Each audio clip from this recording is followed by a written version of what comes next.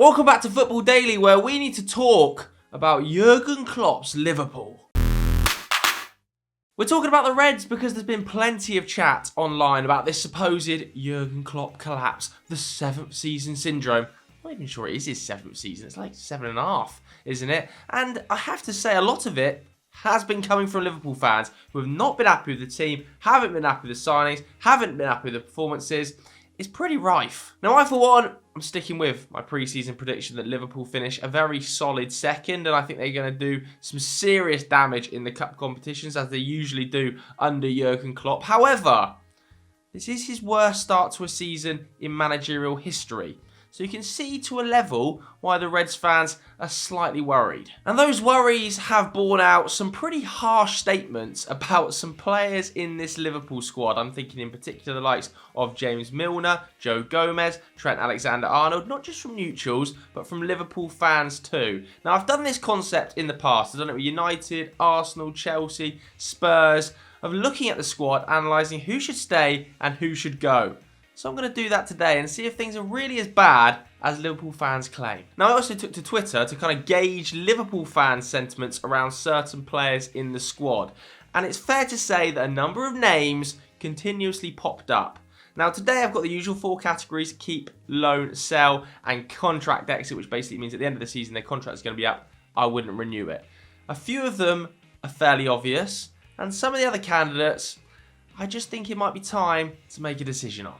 Let's fly through some of the obvious ones, shall we? And we can start with one of the most obvious keeps you'll ever do. It's Alisson, in my opinion, the best goalkeeper in the world. Definitely the best goalkeeper in terms of one-on-ones in the world. It allows them to play that extremely high line. I think he was the most clean sheets last season at 20 alongside Ederson in the Premier League to take home the Golden Glove. There's no doubt about it. Alisson has to be kept. And that's probably Jurgen Klopp telling me I'm correct. Mute. Next up, we've got Kelleher, who is still under contract, of course, until 2026. He's only 23 years old. I think he's a really, really able deputy to Alisson. Nice to have a young goalkeeper playing second fiddle to one of the greatest goalkeepers the Premier League's ever seen. Kelleher, I'm sure, is learning an awful lot. I'd be keeping him too. Finally, we have got Adrian, who is now 35. He's out of contract in the summer, and I think that's probably the time for a contract exit for Adrian. I would have no problem with keeping him either, moving him up to here if you wanted to have, the third choice option. But, it might be the case they want to go to a third choice option that's English and fills the quota of homegrown players. I don't know. That one's kind of either way, it works, whatever. Let's talk about the next player on the list then, Trent, who's obviously going to be a keep. He is still one of the defining fullbacks of the modern era. He is still young. He's on a long-term contract. And yes, he's been slightly exposed in that right-back role so far this season. But let's have it right. He's still one of the best right-backs in the world. Can we stop this narrative that he is useless online that I'm seeing developing? Because it's utter rubbish. All that's happened is he hasn't had his usual protection, which classically over the last couple of years has been Jordan Henderson, Fabinho, Matip alongside him to allow him to progress into those forward spaces. That right-sided midfielder has at times kind of sacrificed some of his own game to drop into Trent's space because Trent is that good.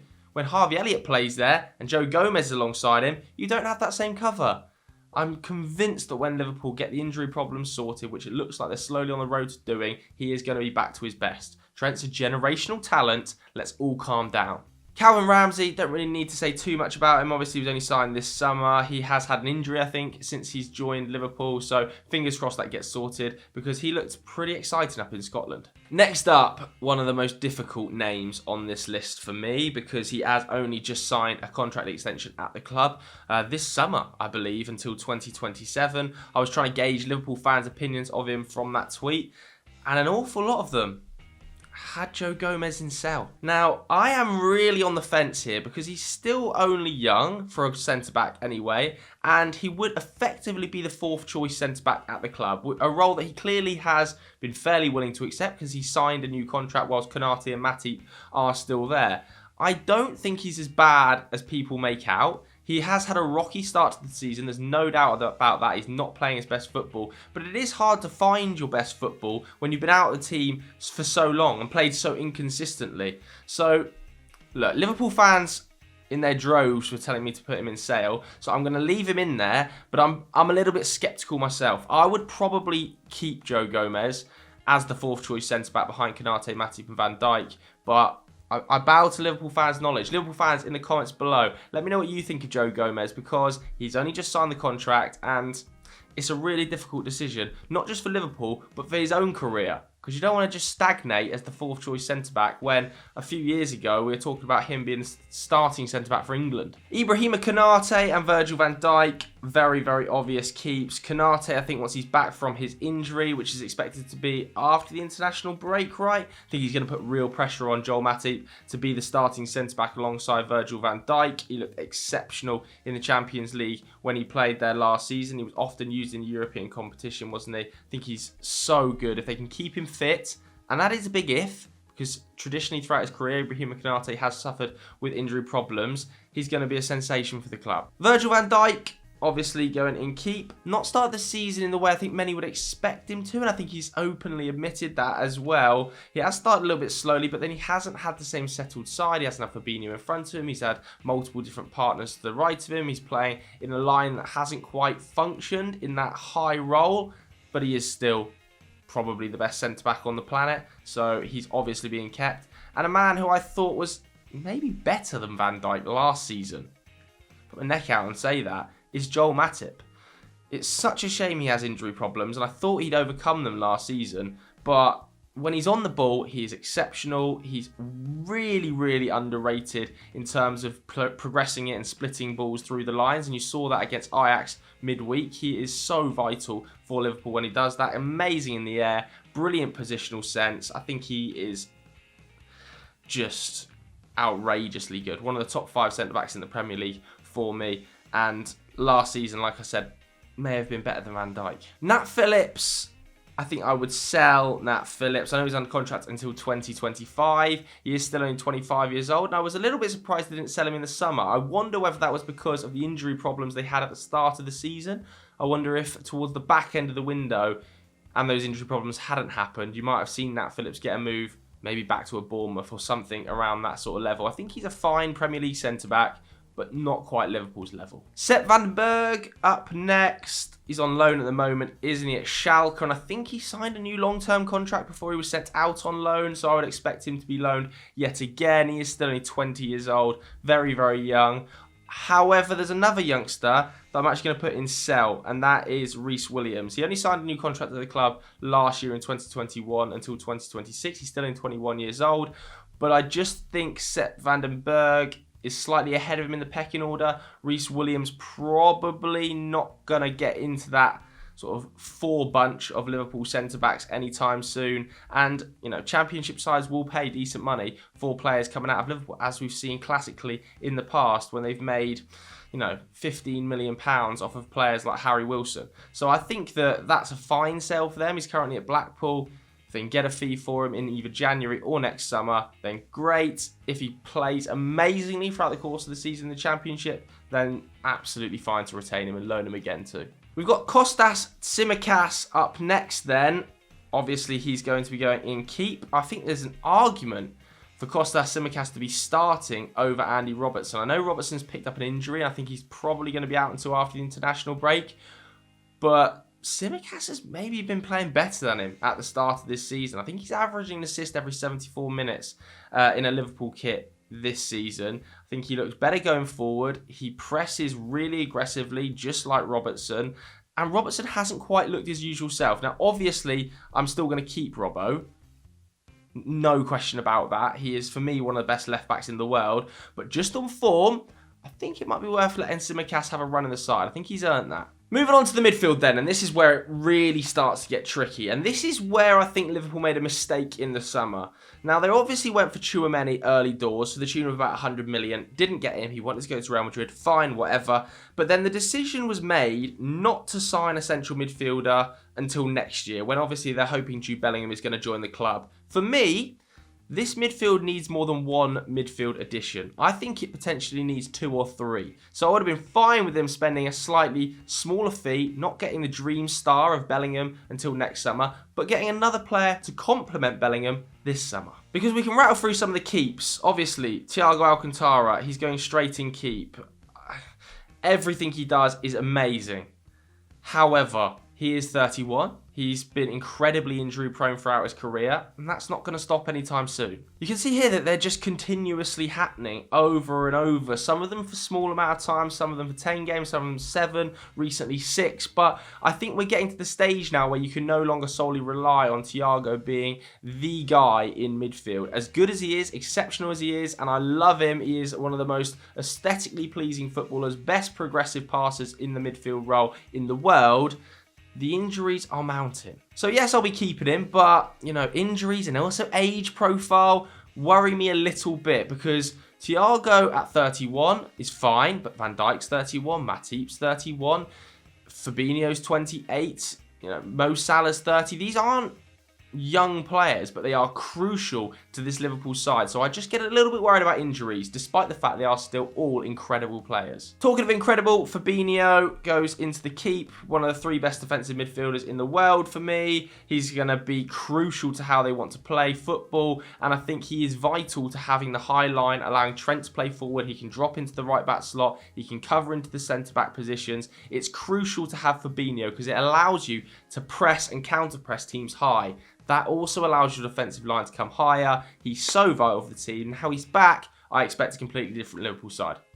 A completely different Liverpool side. Jordan Henderson was splitting opinion on my tweet. A few people were saying get rid of him. I would not. I will be keeping Jordan Henderson. Vital component to the side, particularly off the field. His influence on the field might be waning a little bit. You know, we no longer see him in that right central midfield role, covering for Trent's expansive passing and running, but he's given up so much to the team, and I think behind the scenes, he is an integral unit of what makes Liverpool great. So I would be keeping Jordan Henderson and sort of phasing out some of the other midfielders, like James Milner, who I would allow to leave on a contract. I was a little bit surprised that he wasn't allowed to leave this summer. Again, I wonder if they didn't have so many injury problems, whether he would have been retained. Liverpool fans might know more than me about that.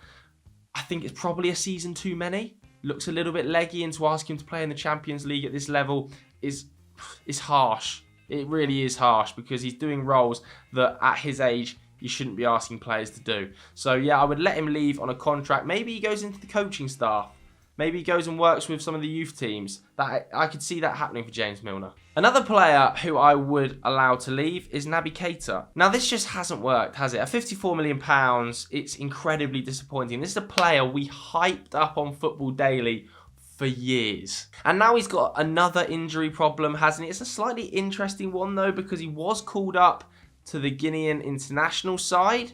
And that would mean he should be available in like 2 weeks' time if he's been called up for that process. But of course, he wasn't included in the Champions League squad. And that means that he can't play any games between now and that sort of November period. So there's a few conspiracy theories sort of doing the rounds online. I think it's probably safe to say that Liverpool just didn't think he would be fit enough to play in those Champions League games. For Guinea, he's such a vital component to the side. They are willing to risk it. I'm totally fine with letting Naby Keita leave. You know, yes, it was a big fee. It's not worked, but I wouldn't give him a new contract. And there's no other situation where a team's going to come in and buy him, I don't think, with his current injury record and status. So he's going for free. Alex Oxlade-Chamberlain, I'm also having on a contract exit. Of course, that's up in 2023. He's not in the Champions League squad either because of that thigh injury. He's 29 now. Another player I was surprised they didn't try and get a fee for this summer. I felt like they could have got somewhere around the region of £10 million from a low-level Premier League side. Didn't happen, probably because of the injuries. And he's now going to have to go on a free. The other midfielders here are definitely going to be keeps. You know, Curtis Jones still looks like an incredible prospect at just 21. He's under contract until 2025. He's got that weird injury with, like, I think it's a stress fracture to his tibia or something like that. Stress reaction, I think it was originally called. Harvey Elliott, obviously being kept as well, looks stunningly technical, such a good player. I really rate Harvey Elliott. I don't know whether it quite works with him on the same side as Trent, because they both want to get into similar sort of areas, and I don't know whether Harvey Elliott is willing to sacrifice his game to allow Trent to do that, and vice versa. So that partnership needs a little bit of work, but what a player, outstanding talent. He has to be kept. Arthur, I mean, this is more of a prediction, isn't it? Because we haven't seen him play. I'm just going to guess that they don't choose to they don't choose to make that permanent and he ends up leaving. And if that happens, you can see where the issue is. 4 central midfielders would be out of contract or leaving the club in the summer, including Arthur. And that would leave Thiago at 31, Fabinho at 28, Jordan Henderson deep into his 30s, and 2 very, very young deputy central midfielders. Which is exactly why I was so surprised they didn't go into the market and sign a midfielder in the region of, Mateus Nunes, somebody like that, in that £40 million region that could come in and have an impact this season and also complement Bellingham next summer when he arrived at the club. Because you could have seen a Mateus Nunes, Bellingham and Fabinho midfield, for instance, with Thiago rotating in, Curtis Jones and Harvey Elliott rotating in. But we're not going to see that. And that midfield 5 there, it's just not deep enough. Let's move into the forward line. Fabio Carvalho, he looks great, doesn't he? He looks like a really, really good pickup. Yet again from the Liverpool recruitment department for that fee. So he's being kept. I may as well throw the other keeps in there as well. Luis Diaz, who I actually think has probably been Liverpool's best player this season.